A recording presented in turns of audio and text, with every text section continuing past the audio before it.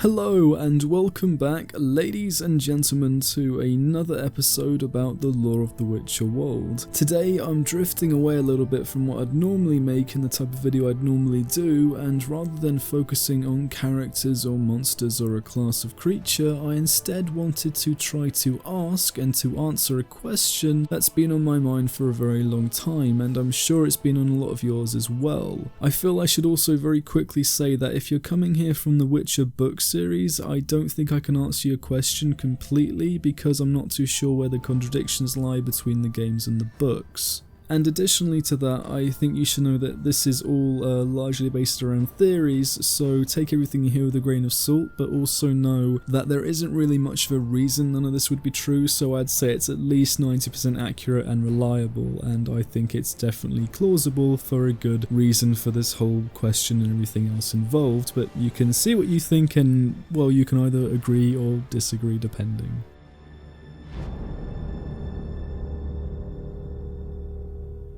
So if we both look back at the Witcher games, it seems to be a very common belief that witches themselves are said to be emotionless and completely incapable of feeling. If you've played at least the third game though, this is a very strange statement to hear, because it's been shown time and time again that witches are indeed capable of feeling anger, love, regret, remorse, and even revenge. All of it very clearly showing that these monster hunters are obviously very capable of feeling emotions much like a normal human. In fact, characters such as Lambert and Geralt are driven by their emotions on so many different occasions.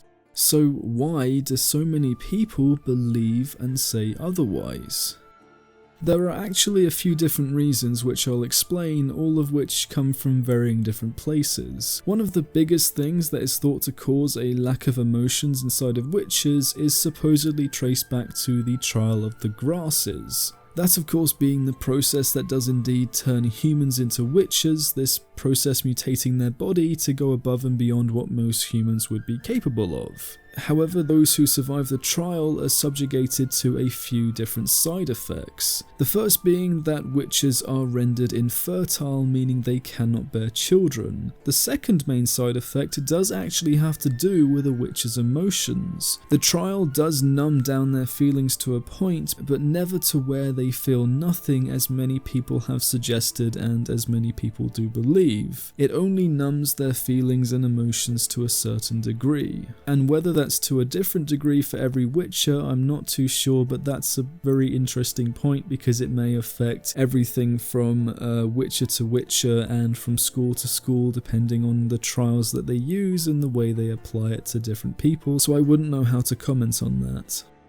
To put it very simply and generally, witches are just much better at controlling their emotions and what they want to do or how they want to feel. They are much more logical and able to reason with what is sensible rather than allowing emotions to cloud their judgment. And this is sounding a lot like Jedis, but just ignore that part for now. But I would say that it is not the trial of the grasses that plays the main hand in creating witches the way they are. I think if anything it's much more closely connected to the witches' training during childhood, because they are firstly told from a very young age not to display emotions among common folk, which I'll explain a bit further later on, and secondly, as their preparation to becoming a witcher is so strenuous and difficult, you can expect a certain degree of cold reasoning would be born from that. High levels of discipline are required during their training. They have seen and been through a lot since being a child, and growing up under such harsh rules, it's hardly surprising they may seem a little numb to a lot of situations. Adding to the fact that they kill for a living and have to deal with both men and monsters as their enemy, it's again hardly surprising they'd seem a little withdrawn from reality.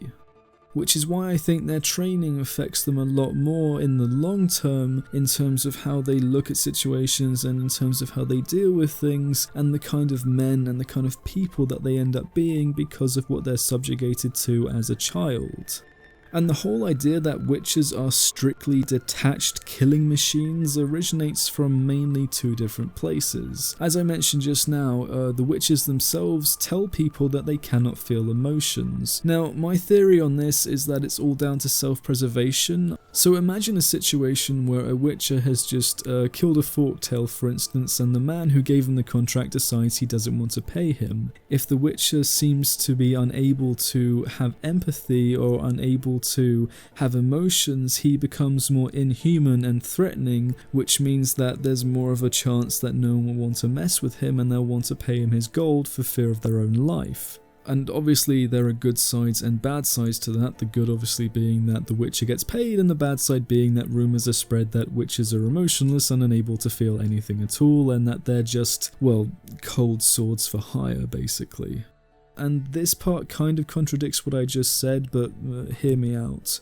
So ironically enough, another place for the belief that witches are just cold, heartless killing machines originates from the people they protect. Superstition spreads fast amongst villages and cities, with rumours being even worse, so maybe it's due to a hatred for somebody who's different, or maybe there's someone unwilling to pay for a witch's work. It's much easier to accuse the witcher in question of being an emotionless killer, dehumanizing him, turning people against him, and resulting in no one wanting to pay him because they only see him as a cold, heartless machine. Although I have to say that this has actually happened before, and it has actually driven to some witches going on mad killing sprees due to a similar situation, which paints a very great picture of morality, but does help to show just how driven witches can be by their own emotions if they lose control.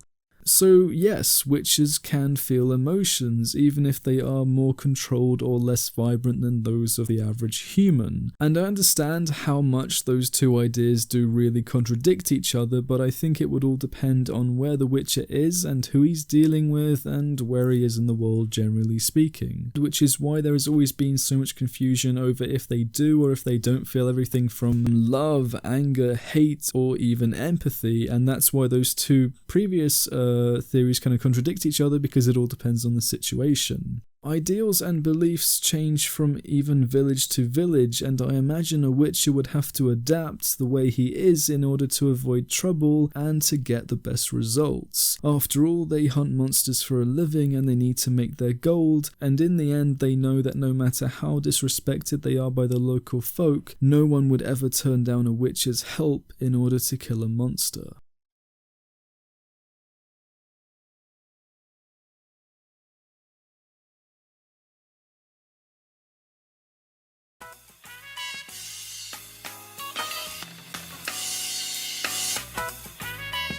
As always everyone, thank you so much for watching, and again these are all largely just theories and thoughts on the topic and what I think about it all, and I'm really interested in this kind of thing, and it was really cool to do some research into it, and you guys tell me what you think as well, because it's something that is up for debate and it is a pretty interesting conversation piece if you're of course into the Witcher stuff, and if you're not, then hi, this must be a weird place for you to be.